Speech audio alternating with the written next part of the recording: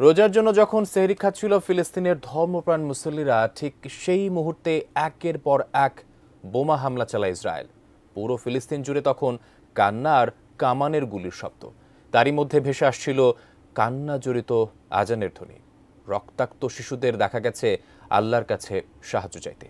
নেতানিয়াহুর এমন কর্মকাণ্ডে স্তব্ধ পুরো পৃথিবী। মোহাম্মদ সোহাগ বিশ্বাসের রিপোর্ট।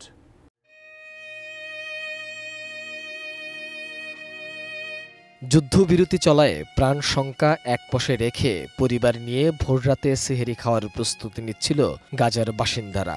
তখনই মুহুর্মুহু বোমা বর্ষণে কেঁপে উঠল উপত্যকা।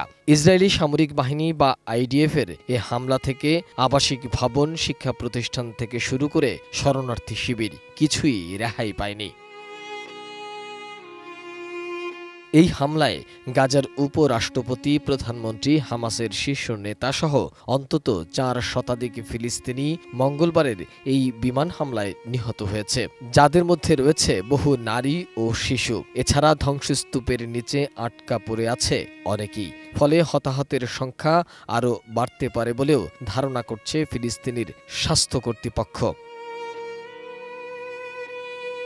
ইসরায়েলি বর্বর হামলার পর ফিলিস্তিনি শিশুদের দৌড়ে ছুটে চলতে দেখা গেছে। মুখপাত্র রোসালিয়া বলেছেন, ইসরায়েলি হামলায় 10 লাখের বেশি ফিলিস্তিনি শিশুর জীবন ঝুঁকিতে পড়েছে। তাদের যুদ্ধের ধকল সহ্য করতে হচ্ছে।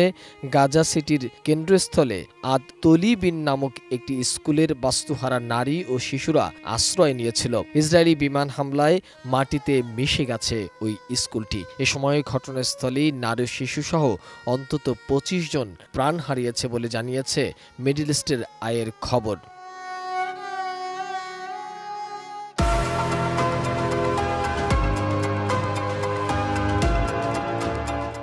ইসরায়েলি প্রধানমন্ত্রীর কার্যালয়ের এক বিবৃতিতে বলা হয়েছে, নেতানিয়াহু ও প্রতিরক্ষামন্ত্রী ইসরায়েল কজ মঙ্গলবার সকালে এই হামলার নির্দেশ দিয়েছিলেন। ইসরায়েলি সেনাবাহিনী বলছে, তারা বেশ কয়েকটি জায়গায় লক্ষ্যবস্তু করেছে। যতক্ষণ প্রয়োজন ততক্ষণ পর্যন্ত এই হামলা অব্যাহত থাকবে এবং তা শুধু বিমান হামলার মধ্যেই সীমাবদ্ধ থাকবে না।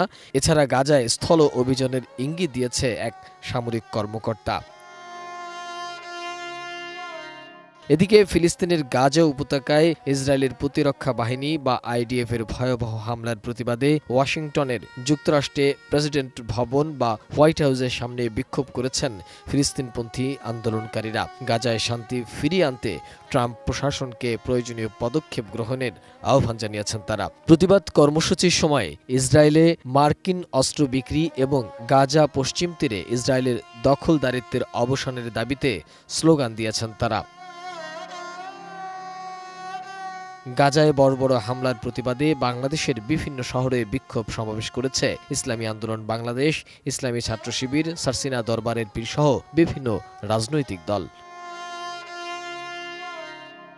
মোহাম্মদ সোহাগ বিশ্বাস, ডেস্ক রিপোর্ট, ATN নিউজ।